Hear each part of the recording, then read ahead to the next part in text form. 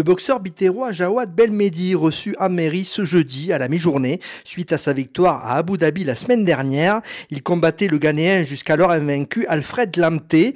Jawad Belmehdi est désormais 52e boxeur mondial sur 1783 classés. Discussion à bâton rompu aujourd'hui à la mairie avec une reconnaissance bien méritée pour le boxeur bitérois. Faut manger. C'est pas de mal, un peu de reconnaissance. Un peu de reconnaissance. Ah, ça fait plaisir, ça fait plaisir. Nous, on est fiers de vous. Qu'est-ce que vous croyez? Moi, je ne doute pas. On est fiers.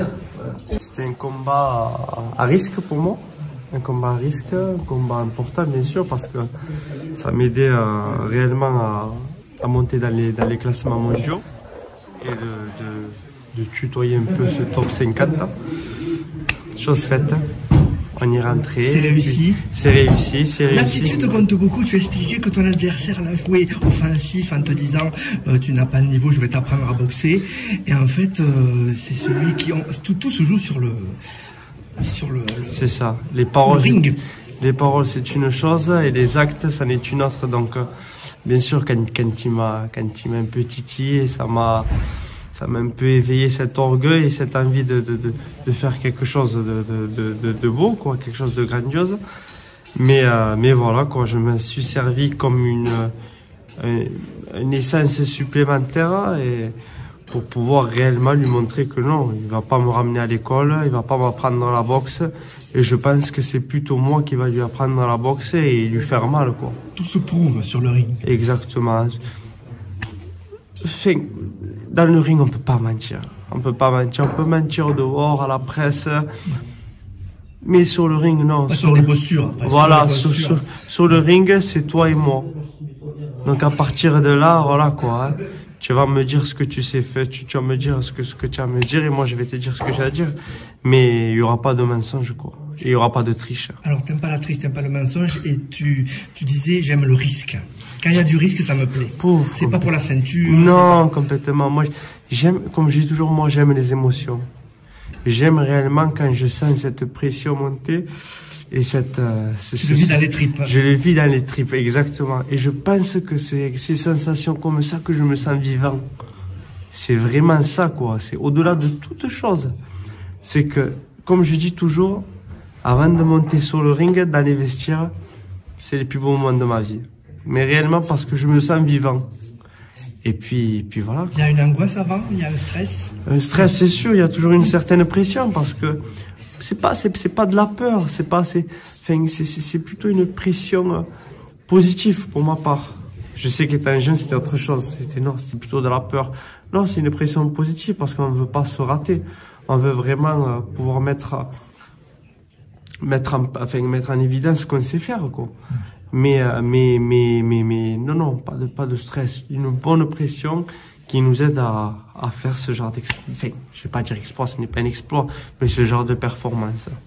Puis c'est exigeant aujourd'hui, tu n'as plus trop le droit à l'erreur au niveau de tout, au niveau du rythme de vie, de l'alimentation. C'est exigeant. Exactement, c'est très exigeant. En tout cas, la vie d'un boxeur, c'est boxeur de haut niveau, on va dire, parce qu'il y a boxeur et boxeur, mais quand vraiment on commence à tutoyer ce haut niveau, admettons, ces boxeurs du mal, quoi, qui donnent leur vie. Hein. Tu as une vie aujourd'hui, bien sûr, Dieu merci. C'est ton métier. Oui, aujourd'hui c'est mon métier, Dieu merci. Mais c'est sûr que là, voilà, c'est autre chose parce que en face de nous, on a des boxeurs qui s'entraînent jour et nuit, qui donnent leur vie, qui ont une hygiène de vie remarquable, qui font pas un écart. Oui, voilà, c'est ça, qui font pas un écart. Donc on est obligé de se mettre au diapason, comme on dit, et de suivre vraiment cette lignée, cette cadence, si on veut faire quelque chose, quoi. On reste des êtres humains, donc il y a toujours des fois. On n'est pas des machines.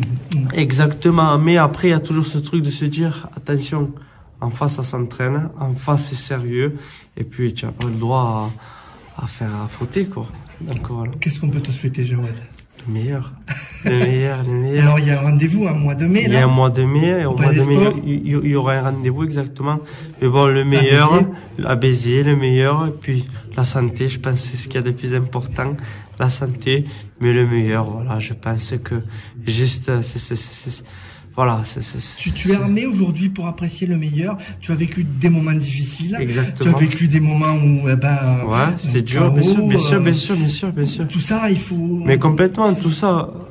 Vous savez, quand, comme je l'ai dit, je le redis, quand vraiment j'ai eu ma première défaite, et que c'était une dure défaite, parce que ça a été une désillusion pour moi, j'ai toujours dit, pour moi, ça a été vraiment un message divin, quoi. Ça a été une bénédiction du plus haut, parce que j'ai pu me remettre en question, réaliser les choses, et puis sincèrement, ça m'a rendu plus fort, ça m'a rendu plus méchant, et ça m'a rendu surtout, combatif, pas méchant, combatif. Oui, ouais. plus combatif, mais ça m'a mis en évidence qu'est-ce que tu veux dans la vie, quoi. Oui, ambition. Exactement. Donc je pense que toutes ces expériences, elles m'ont forgé, quoi.